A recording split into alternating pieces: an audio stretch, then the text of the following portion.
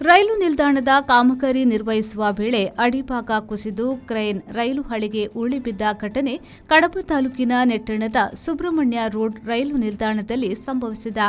Subrahmanya road ರೈಲು ನಿಲ್ದಾಣದಲ್ಲಿ ಅಭಿವೃದ್ಧಿ ಕಾಮಗಾರಿಗಳು ನಡೆಯುತ್ತಿದ್ದು, ಕ್ರೇನ್ ಪ್ಲಾಟ್ಫಾರ್ಮ್ನಲ್ಲಿ ಕೆಲಸ ಮಾಡುತ್ತಿದ್ದ ವೇಳೆ ಉರುಳಿ ರೈಲು ಹಳಿ ಮೇಲೆ ಅಡ್ಡಲಾಗಿ ಬಿದ್ದಿದೆ. ಪ್ಲಾಟ್ಫಾರ್ಮ್ನ ಸೈಡ್ನಲ್ಲಿದ್ದ ಕ್ರೇನ್ ಪ್ಲಾಟ್ಫಾರ್ಮ್ನ ಬದಿ ಕುಸಿದ ಪರಿಣಾಮ ನಿಯಂತ್ರಣ ತಪ್ಪಿ ರೈಲು ಹಳಿಗೆ ಉರುಳಿ ಬಿದ್ದಿದೆ ಎನ್ನಲಾಗಿದೆ. ಘಟನೆಯಲ್ಲಿ ಕ್ರೇನ್ ಆಪರೇಟರ್ ಸಣ್ಣಪುಟ್ಟ ಗಾಯಗಳಿಂದ ಪಾರಾಗಿದ್ದಾರೆ.